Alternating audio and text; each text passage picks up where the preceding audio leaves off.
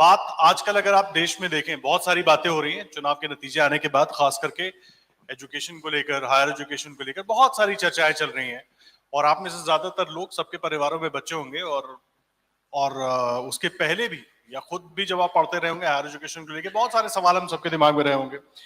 हमारे साथ तो उस पर बातें करने के लिए और बहुत इंपॉर्टेंट इंसाइट्स क्या हो सकते हैं, जो जिस तरीके से सिनेरियोस बदल रहे हैं उस पर बात करने के लिए क्या, और हम उसको किस तरीके से डेवलप कर सकते हैं, उसको बताने के लिए हमारे साथ खुद, सबसे पहले अगर उत्तराखंड पर हम फोकस करें तो शैलेश बगोली साहब हमारे साथ। बहुत स्वागत है सर आपका अमर उजाला के इस संवाद के मंच पर, क्योंकि बहुत इंपॉर्टेंट हो जाता है संवाद के जरिए एक जो गैप है ना, उसको ब्रिज करने की कोशिश कर रहे हैं कि लोगों तक, बच्चों तक, तमाम परिवारों तक वो बातें पहुंचे कि हायर एजुकेशन को लेके बहुत सारे मिथ्स हैं, बहुत सारे चैलेंजेस दिखाई देते हैं, कैसे वो दूर होंगे। राजीव सर हमारे साथ हैं, आप एआईसीटी के मेंबर सेक्रेटरी हैं, बहुत स्वागत है सर आपका। राकेश सर आपका भी बहुत स्वागत है संवाद के इस मंच पर, ग्राफिक्स के pro vice chancellor Rakesh sir. और आज देखिए, आजकल खास करके इस डिजिटल एज में बिना ग्राफिक्स से कुछ चलने वाला नहीं है, ये बड़ा इंपॉर्टेंट हो जाता है। आप सबका बहुत स्वागत है। सबसे पहले मैं शैलेश सर आपसे शुरुआत करूंगा, थोड़ा सा उत्तराखंड पे फोकस करते हैं। हायर एजुकेशन को लेकर बहुत सारी बातें हो रही हैं पिछले काफी दिनों से, सालों से, कोई भी सरकारों में, कोई पॉलिटिक्स की बात नहीं कर रहा, एक इनसाइट की बात कर रहा हूं। हायर एजुकेशन के लिए बहुत सारी बातें होती रही। उत्तराखंड में क्या नया कर रहे हैं आप लोग? हायर एजुकेशन हो, टेक्निकल एजुकेशन हो, क्या नया कर रहे हैं, किस तरीके से बदलाव आ रहा है? और उसके बाद कंप्लायंस की बात करें, उसके रिजल्ट्स क्या दिख रहे हैं, कुछ दिख रहे हैं, क्या है? थोड़ी सी कहानी हमें बताइए प्लीज। बहुत बहुत आपका धन्यवाद। और जितनी हमारी यहाँ पे ऑडियंस आई है और जितने डिग्निटरीज आए हैं, सबका भी मैं धन्यवाद देता हूँ। देखिए, उच्च शिक्षा के क्षेत्र में जो हायर एजुकेशन की जब हम लोग बात करते हैं, तो हमारा एक तो टेक्निकल एजुकेशन सेक्टर है, मेडिकल एजुकेशन सेक्टर है, और एक सेक्टर है जहाँ पे हम ह्यूमैनिटीज कोर्सेज और फाइनेंस के कोर्सेज चलाते हैं, जो हमारे रेगुलर कॉलेजेस हैं, जहाँ पे बीएससी हैं, आर्ट्स के कोर्सेज हैं, वो सब हम लोग कराते हैं। तो ये तीनों सेक्टरों में हम लोगों को काम करने की बहुत आवश्यकता है। अभी जैसे आपने देखा कि राष्ट्रीय शिक्षा नीति भी आई हुई है, उसमें विशेष फोकस ये है कि कैसे जो हमारे स्टूडेंट्स हैं जो इन कॉलेजेस में पढ़ रहे हैं, उनको कैसे ऐसी शिक्षा दी जाए ताकि जिससे वो उनको रोजगार मिल सके या खुद वो रोजगार सृजन करने वाले बन सकें। तो इस दिशा में भी हम लोग पिछले लगभग 2.5 साल से हम लोग काफी कुछ इनिशिएटिव्स हमारे प्रदेश ने लिए हैं, हमारी स्टेट गवर्नमेंट में लिए हैं।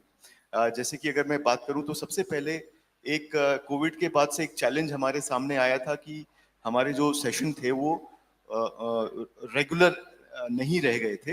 लेकिन पिछले 1.5-2 साल में हमने पूरी एक ईआरपी, उसको पूरे सिस्टम को ऑटोमेट करने की, पूरे सिस्टम को डिजिटाइज करने की कोशिश की है, और एक समर्थ करके ओआरपी है, उसको हमने शुरू किया है ताकि जो बच्चों के एडमिशन हो वो समय से हो, और जो एग्जाम्स हो वो समय से हो, उनके रिजल्ट समय से निकले, ताकि जो उनको पूरा जो एक राष्ट्रीय शिक्षा नीति एनईपी कहता है कि 180 दिन उनको पढ़ाई करनी चाहिए, तो 180 दिन की पढ़ाई उनकी सुनिश्चित हो सके। तो इस दिशा में हम लोगों ने काम किया, और पिछले 2 सेशन से हम लोग लगातार उसके माध्यम से एडमिशन भी करा रहे हैं, और उसके माध्यम से हम लोग एग्जाम्स वगैरह भी करा रहे हैं। तो एक तो ये सेशन रेगुलर करने की बात है जो बहुत इम्पोर्टेंट थी हमारे लिए।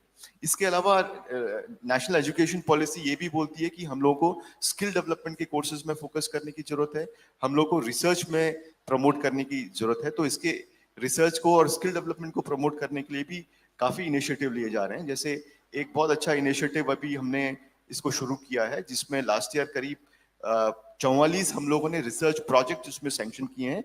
ये प्रोजेक्ट जो है एक ग्रुप को मिलते हैं जिसमें फैकल्टी भी हैं और स्टूडेंट्स भी हैं, ये डिग्री कॉलेजेस की फैकल्टी भी हैं और स्टूडेंट्स भी हैं। तो बेसिकली एक ये रिसर्च के माहौल को बढ़ाने में मदद करता है पूरे कॉलेज में।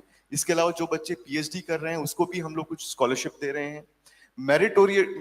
मेरिटोक्रेसी को बढ़ावा देने के लिए हम वो बच्चे जो हमारे अगर अलग अलग कॉलेजेस में जो फर्स्ट सेकंड थर्ड रैंक में आते हैं, उनको हम लोग एक मेरिट स्कॉलरशिप भी हमने पिछले साल से स्टेट गवर्नमेंट ने शुरू की है। तो एक पूरी मेरिटोक्रेसी को बढ़ावा देने के लिए हम लोग इस दिशा में काम कर रहे हैं।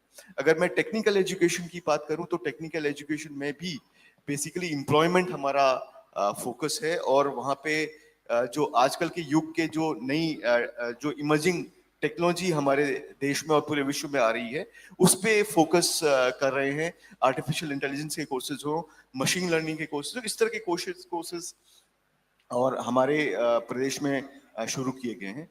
ओवरऑल अगर हम लोग हायर एजुकेशन की बात करें तो मेरा बड़ा स्ट्रांगली ये मानना है कि ये सेक्टर जो है it's a private good, strictly एक प्राइवेट गुड है, तो प्राइवेट सेक्टर को भी इसमें बहुत ज्यादा प्रमोट करने की जरूरत है। तो हमारी जो सरकार की पॉलिसी है, जो हम एक सर्विस सेक्टर पॉलिसी लेकर के आए थे, तो उसमें लगभग 25% सब्सिडी देते हैं, उसमें एजुकेशन सेक्टर भी हमारा शामिल है सर्विस सेक्टर में। तो प्राइवेट सेक्टर को प्रमोट करने के लिए भी हम लोग बहुत कोशिश कर रहे हैं, और हमें बड़ा स्ट्रांगली ये मानना है स्टेट गवर्नमेंट का कि बिना प्राइवेट सेक्टर के हायर एजुकेशन को हम लोग बहुत इम्प्रूव नहीं कर पाएंगे। तो it has to be a mix of private sector and the government sector, और दोनों जगह क्वालिटी पे विशेष रूप से हम लोगों को फोकस करने की जरूरत है। जो नैक ने एक एक्रेडिटेशन सिस्टम शुरू किया है, तो उसमें हम लोग प्रमोट कर रहे हैं कि ज्यादा से ज्यादा कॉलेज हमारे उस एक्रेडिटेशन की तरफ जाएं। तो ओवरऑल मुझे लगता है कि जहां तक एक्सेस और क्वालिटी की बात होती है, तो एक्सेस तो ठीक ठाक है हमारे प्रदेश में, क्वालिटी पे हम लोगों को अभी बहुत काम किया है पिछले 2-2.5 साल में, और भी बहुत काम करने की जरूरत है। ये लास्ट में जो आपने बात कही ना बगोली सर, ये बड़ी इंपॉर्टेंट है, क्वालिटी।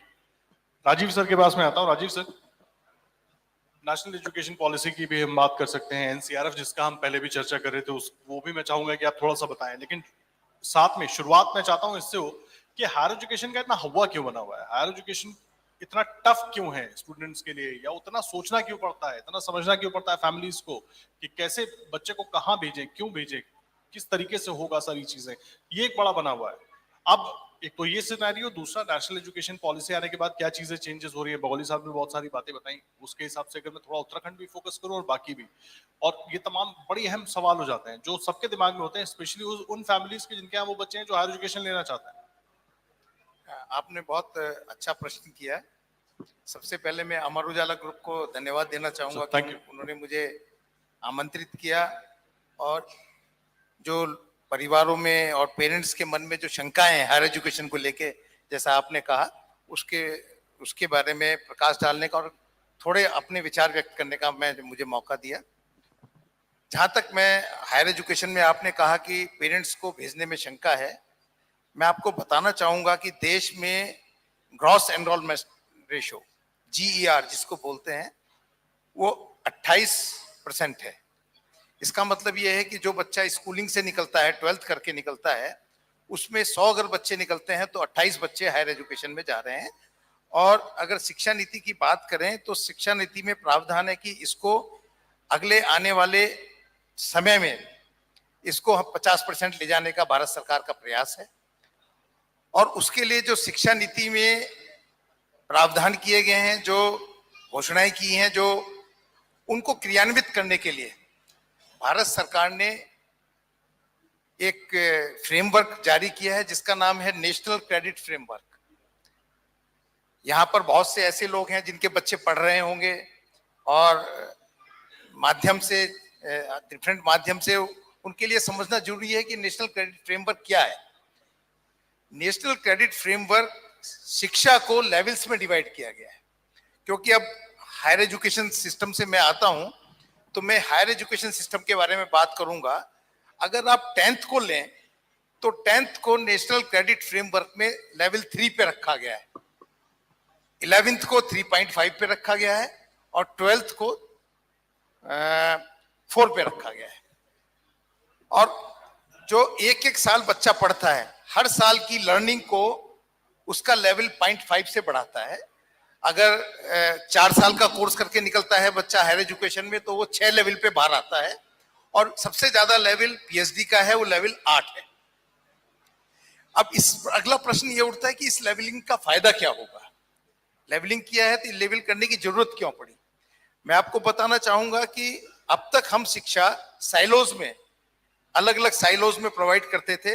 अगर कोई बच्चा वोकेशनल एजुकेशन का है तो उसको कोई भी मौका नहीं था कि वो मेन स्ट्रीम एजुकेशन में आ सके, या कोई बच्चा जो मेन स्ट्रीम एजुकेशन का है वो वोकेशनल एजुकेशन में जा सके। ये कोई प्रावधान अब तक की शिक्षा प्रणाली में नहीं था। लेवल डिसाइड करने से फायदा ये हुआ कि अगर किसी बच्चे ने 3 लेवल पे वोकेशनल एजुकेशन प्राप्त की हुई है और वो 3.5 पर मेन स्ट्रीम एजुकेशन में आ सकता है, तो उसको 3.5 में आने के लिए, मेन स्ट्रीम एजुकेशन में आने के लिए ये शिक्षा प्रणाली ने आने का एक मौका दिया है। एक लाभ ये है। दूसरा लाभ ये है कि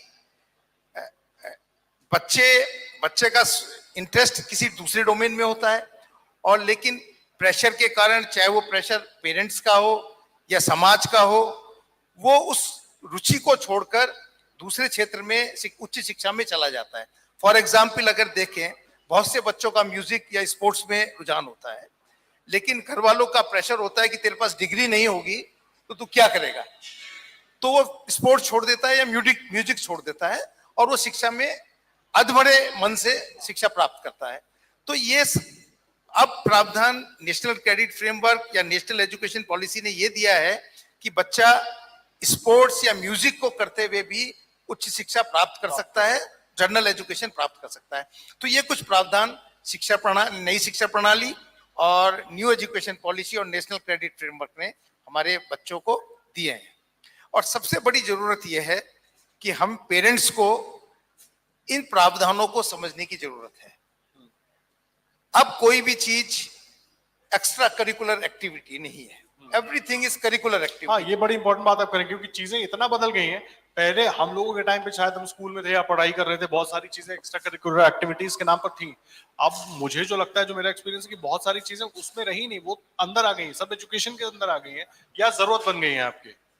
बिल्कुल सही कहा, नई एजुकेशन पॉलिसी में एक्स्ट्रा करिकुलर कुछ भी नहीं है, सब चीज करिकुलर है। जो भी आप जिस चीज की भी नॉलेज आप ग्रहण करते हैं, उसको आप क्रेडिटाइज कर सकते हैं और अपनी डिग्री में कस्टमाइज कर सकते हैं। तो जिस तरीके से हम अब पहले हर चीज, कोई चीज लेने जाते थे, उसको कस्टमाइज करा सकते हैं, तो आज ये शिक्षा नीति या नेशनल क्रेडिट फ्रेमवर्क ये फ्लेक्सिबिलिटी देता है कि हर बच्चा अपनी डिग्री कस्टमाइज कर सकता है, अपनी जरूरतों के हिसाब से, अपनी रुचि के हिसाब से बच्चा अपनी डिग्री को कस्टमाइज कर सकता है। तो ये प्रावधान नई शिक्षा नीति ने दिए हैं। जरूरत यह है कि हम उसको समझें, पेरेंट्स समझें, अपने बच्चों के साथ डिस्कस करें, शिक्षकों के साथ डिस्कस करें, इसकी जरूरत है। शायद इसीलिए मैं इस प्रोग्राम में आया भी। नहीं, बहुत जरूरी है सर, आप लोगों का इंसाइट और तमाम लोगों के मन में जो सवाल है। राकेश सर हमारे साथ हैं, प्रो वीसी हैं आप ग्राफिक्स सरा के। राकेश सर, बड़ा अहम है, एक तो जिस तरीके से दुनिया बदल रही है, और ग्राफिक्स सरा में जो कुछ आप लोग कर रहे हैं, जिस तरीके से छात्रों को नई चीजें सिखा रहे हैं, बता रहे हैं, पहले तो उस पर किस तरीके से वो हो रहा है। दूसरा, आप बड़ा इवॉल्व हो रही हैं चीजें, एआई है, टेक्निकल स्किल्स हैं, तमाम चीजें हैं, किस तरीके से फोकस आगे बढ़ रहा है, विजन क्या है कि अगले 5 साल 10 साल में ग्राफिक्स सरा पर थोड़ा फोकस करूं, तो कैसा हमको वो एक जो हमारे बैचेस निकलेंगे या बच्चे निकलेंगे पढ़ लिख कर, क्या विजन के साथ उनको हम तैयार कर रहे हैं, क्या फोकस होने वाला है? देखिए, पहले तो मैं अमर उजाला को बधाई दूंगा कि आप इस मंच को आपने, मैं दूसरी बार ये प्रोग्राम अटेंड कर रहा हूं जब आप एक उत्तराखंड के सर्वांगीण विकास को डिस्कस करने के लिए जो भिन्न जो पहलू हैं उन पे आप एक्सपर्ट्स और पब्लिक की चर्चा करते हैं। वास्तव में आप बधाई के पात्र हैं। Thank you sir. रही बात शिक्षा की, माननीय सचिव महोदय ने और माननीय सदस्य सचिव AICT ने जो बात कही, मैं थोड़ा सा उनके बारे में जरूर बात करूंगा। देखिए, जो नेशनल एजुकेशन पॉलिसी है ना, इससे बढ़िया डॉक्यूमेंट बन नहीं सकता। मैं थोड़ा बता दूं, मैं हिमाचल सरकार का प्रमुख सचिव शिक्षा रहा हूँ, मैं हायर एजुकेशन देखता था, मैं पर चांस राजीव जी के साथ भी मैंने काम किया है, मैं एडवाइजर था AICT में, ग्राफिक एरा का वाइस चांसलर रहा हूँ, और स्कूल्स एजुकेशन में मैं नवोदय स्कूल्स का कमिश्नर रहा हूँ। मैं थोड़ा सा अपने इस एक्सपीरियंस के बेस पे आपको बताऊंगा कि इससे बढ़िया कोई डॉक्यूमेंट नहीं बन सकता था, और सरकारों को विशेषतः, क्योंकि मैं उसका पात्र रहा हूँ, मैं उसका हिस्सा रहा हूँ, इस बारे में ध्यान देना होगा कि ये डॉक्यूमेंट्स में कहीं चूक ना हो जाए। सर ने बात की एक्सेस की, एक्सेस के बिना बात नहीं बनेगी। देखिए, केवल बड़े शहरों में ही अगर वो शिक्षा के केंद्र बन जाएं तो वो एक्सेस का इशू, जो नेशनल एजुकेशन पॉलिसी है, वो एक्सेस और अफोर्डेबिलिटी, इक्विटी, इक्वालिटी, अकाउंटेबिलिटी, ये कई इश्यूज को एड्रेस करते हैं, लेकिन एक्सेस, खासकर पहाड़ी क्षेत्रों में एक्सेस एक बहुत बड़ा इशू है, क्योंकि इसके साथ अफोर्डेबिलिटी का इशू लिंक हो जाता है। तो सरकारों को चाहिए, विशेषतः मैं हिमाचल के कंटेक्स्ट से भी अपने याद करके, और उत्तराखंड में जो मैं देख रहा हूँ, सरकारों को चाहिए कि कहीं ना कहीं जो क्वालिटी के एजुकेशनल ग्रुप्स जो आज उत्तराखंड में नाम कमा चुके हैं, उनको कैसे फैसिलिटेट कर सकते हैं कि वो एक्सेस के इशू को अपने कैंपसेस की स्थापना कर दूसरा क्षेत्रों में एड्रेस कर सके। रही बात ग्राफिक एरा की, देखिए नेशनल एजुकेशन पॉलिसी का एक जो बहुत बड़ा फोकस है वो है मल्टी डिसिप्लिनरिटी के ऊपर। जिस इशू को आपने डिस्कस किया, ट्रांस डिसिप्लिनरिटी, इंटर डिसिप्लिनरिटी, उन्होंने कहा कि केवल टेक्निकल एजुकेशन में, अगर एक टेक्निकल एजुकेशन, एक आईआईटी का ग्रेजुएट अगर आज वो पर्यावरण के बारे में, क्लाइमेट चेंज के बारे में, सस्टेनेबल डेवलपमेंट के बारे में, आध्यात्म के बारे में, अगर इंडियन नॉलेज सिस्टम के बारे में अगर वो बात नहीं कर सकता, तो कम से कम सतत विकास का एक वो जरिया नहीं बन सकता। वो हो सकता है अपना इंडिविजुअल कहीं भी एक्सेस कर जाए, लेकिन आज जो सस्टेनेबल डेवलपमेंट एक जो बहुत बड़ा इशू बन गया है, वो इसका कभी भी जरिया नहीं बन सकता। और ये नेशनल एजुकेशन पॉलिसी ने कम से कम 50 बार ट्रांस डिसिप्लिनरिटी और इंटर डिसिप्लिनरिटी के ऊपर फोकस किया है।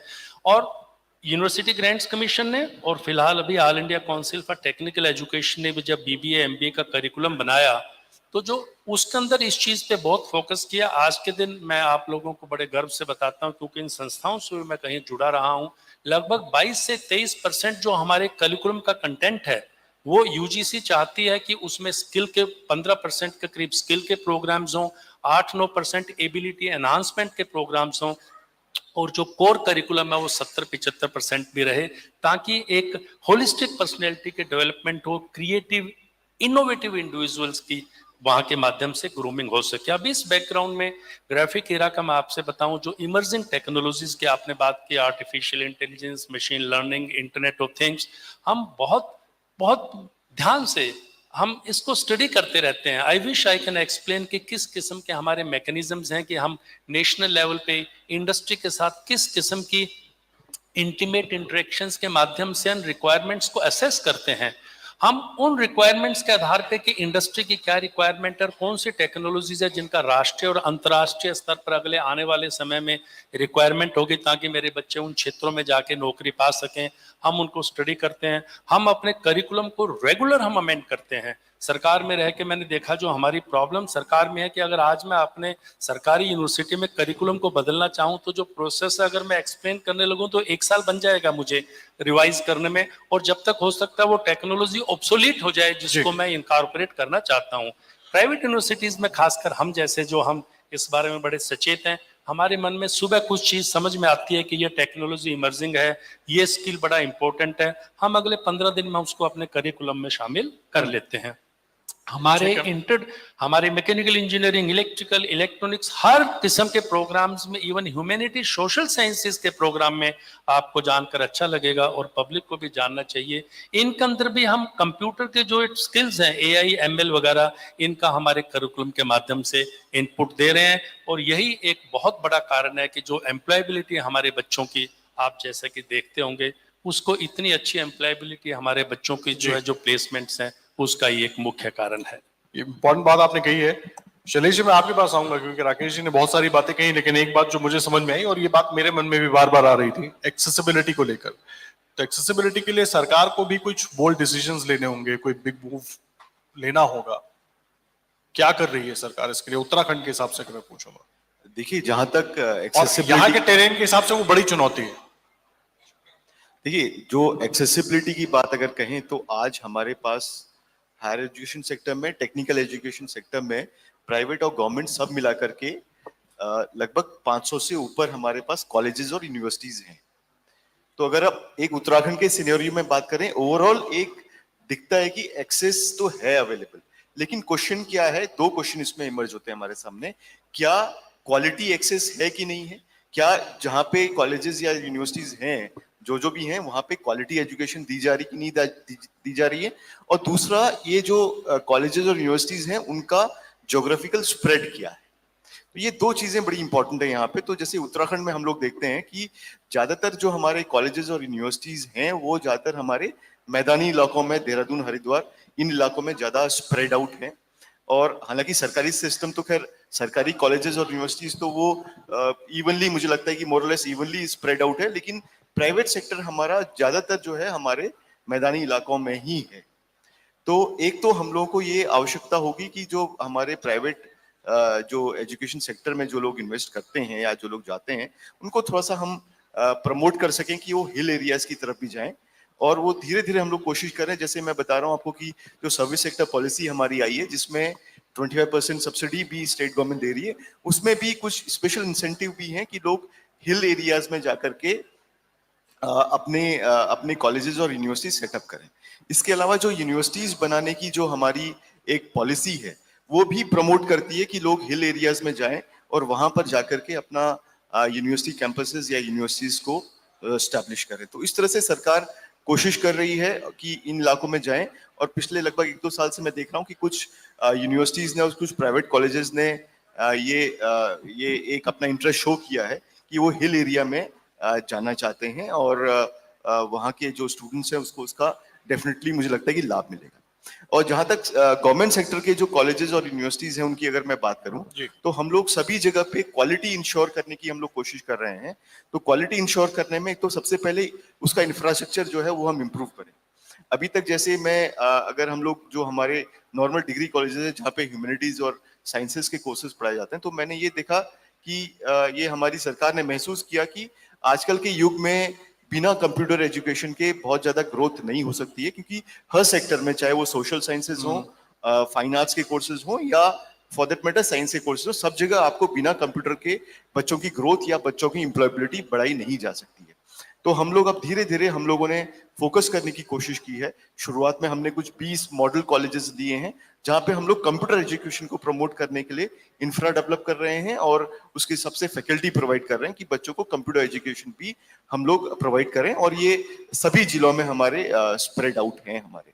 और इसके अलावा इंफ्रास्ट्रक्चर में विशेष तौर पे फोकस कर रहे हैं पूरे प्रदेश में ही, चाहे वो हिल एरिया हो या प्लेन एरिया हो। फैकल्टी इस बीच में काफी जो सरकार ने पिछले 2-2.5 साल में कोशिश की है कि जितना भी वैकेंट पोजीशंस हैं उसको हम लोग भरें, जिसके तहत लगभग 15-16 हजार के आसपास भर्तियां भी हुई हैं हमारे प्रदेश में। उसमें एक बड़ा चंक हमारे डिग्री कॉलेज के जो असिस्टेंट प्रोफेसर्स हैं उनका है। तो लगभग 150 के आसपास हमारे पास आ चुके हैं, 400 करीब अभी 300 करीब अभी और आने हैं हमारे पास। तो एक जो फैकल्टी का गैप रहता था वो शायद हमारा उससे पूरा हो जाएगा और थोड़ा क्वालिटी एजुकेशन की तरफ हम लोग उसके माध्यम से बढ़ पाएंगे। इसके अलावा लैब्स की फैसिलिटी बढ़ाना इन सभी कॉलेजेस में, ये हम लोगों की प्रायोरिटी है। रिसर्च में फोकस करना, स्किल में फोकस करना।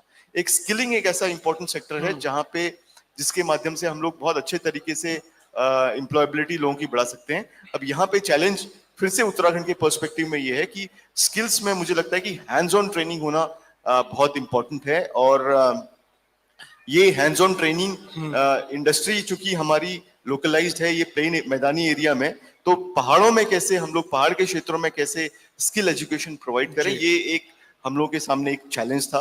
तो अभी बीच में हमने एक कॉन्फ्रेंस की एनसीवीटी के साथ, तो उसमें काफी अच्छे सुझाव हमें मिले हैं कि भाई कैसे आप स्किल कोर्सेज को आप प्रमोट कर सकते हैं, स्पेशली जो हमारी रिमोट फारफ्लंग एरियाज में है। तो उनका सुझाव ये था कि वहां पे स्किल बेस्ड कोर्सेज ऐसे किए जाएं जो या तो जिनको मैं ऑनलाइन माध्यम से आपको कराई जा सके, या वहां के कुछ लोकल जो एंटरप्राइज हैं उससे रिलेटेड स्किल कोर्सेज, जैसे फॉर एग्जांपल टूरिज्म की हम लोग बात करें, हॉर्टिकल्चर की बात करें हम लोग यहाँ पे, तो उससे रिलेटेड स्किल कोर्सेज पे हम लोग फोकस इन एरियाज में कर सकते हैं। तो आइडिया यही है स्टेट गवर्नमेंट का कि हम लोग इंफ्रास्ट्रक्चर इंप्रूव करें, आपका गवर्नेंस इंप्रूव करें उन कॉलेजेस की, वहां पे फैकल्टी गैप को पूरा करें और रिसर्च और स्किलिंग पे विशेष तौर पे हम लोग फोकस करें। ठीक है, ये देखिए बहुत इंपॉर्टेंट बात आप कह रहे हैं। राजीव सर, मैं आपको मिलाना चाहूंगा क्योंकि जब पहले हम चर्चा कर रहे थे, बड़ा इंपॉर्टेंट है समझना। देखिए एआईसीटी की बड़ी ब्यूटीफुल जर्नी रही है, बहुत लंबी जर्नी रही है, उसकी अलग बहुत सारी स्टोरीज हैं, बहुत सारी कहानियां हैं। लेकिन पॉइंट यहाँ पर मैं ये जानना चाह रहा हूँ, खास करके स्किल एंड एजुकेशन, मैं एआई पर भी आऊंगा, आप सबसे सवाल होंगे एआई एंड जॉब्स दोनों पर, लेकिन पहले ये जो स्किल एंड एजुकेशन, ये अभी भी एक चैलेंज सा दिखता है सर। एजुकेशन तो है, स्किल डेवलपमेंट एजुकेशन के साथ साथ नहीं, साइमल्टेनियस नहीं है वो, या एजुकेशन कंप्लीट होने के बाद या अलग से टाइम इन्वेस्ट करना पड़ रहा है, समय इन्वेस्ट करना पड़ रहा है, ये बड़ा इंपॉर्टेंट हो जाता है। ये वाला सिस्टम एनईपी के बाद भी क्या हम चेंज कर पा रहे हैं इसको? नहीं, आपने बहुत सही प्रश्न पूछा कि कैसे स्किल्स को बढ़ावा दिया जाए और एजुकेशन के साथ इंटीग्रेट किया जाए।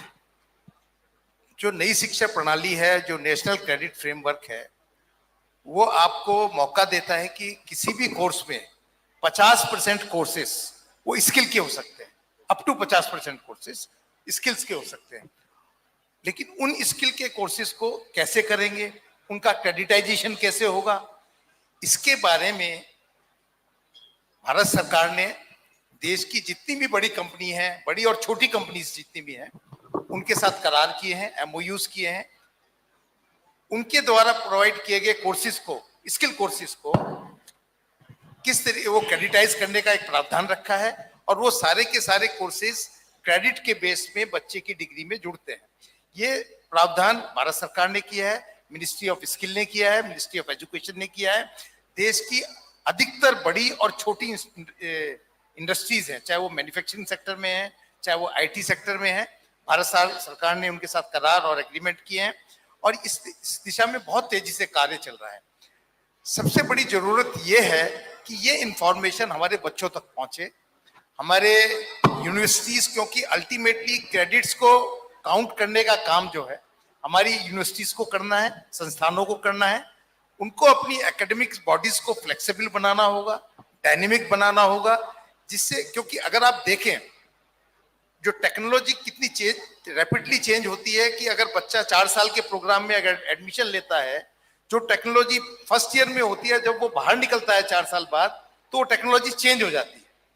तो rapid change of technology is putting lot of challenge on our students and our system. तो इस चैलेंज को एड्रेस करने के लिए हमारे सारे सिस्टम्स, चाहे वो ऊपर के लेवल में रेगुलेटरी बॉडीज हो, चाहे यूनिवर्सिटीज हो, चाहे हमारे संस्थान हो, उनको डायनेमिक होना पड़ेगा, decision making very very fast होना पड़ेगा। जी, बहुत इंपॉर्टेंट बात आप कह रहे हैं। राकेश सर, एक छोटा सी रिएक्शन, खास करके मैं आप तीनों से, 30 सेकंड मेरे पास समय है, मैं आप तीनों से जानना चाहूंगा। एआई बहुत सारी चीजें बदल रहा है, ग्राफिक्स सर में AI plus education plus future कैसे चेंज कर रहे हैं?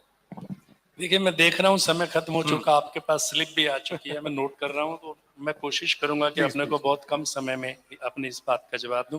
मैंने आपसे बताया एआई, एमएल, आईओटी, जो इमर्जिंग टेक्नोलॉजीज, मैं शब्द का इस्तेमाल करूंगा केवल एआई को छोड़ के, जो इमर्जिंग टेक्नोलॉजी का है, इनका जो समावेश हमारे ग्राफिक इरा के करिकुलम का, वो काबिल तारीफ है। मतलब आप ये मान लीजिए कि अगर आज कोई टेक्नोलॉजी आई है, तो अगले इस सेमेस्टर में हमारे यहाँ पे पढ़ाई जाएगी। हम इंडस्ट्री की कोलैबोरेशन के माध्यम से उसे पढ़ाते हैं।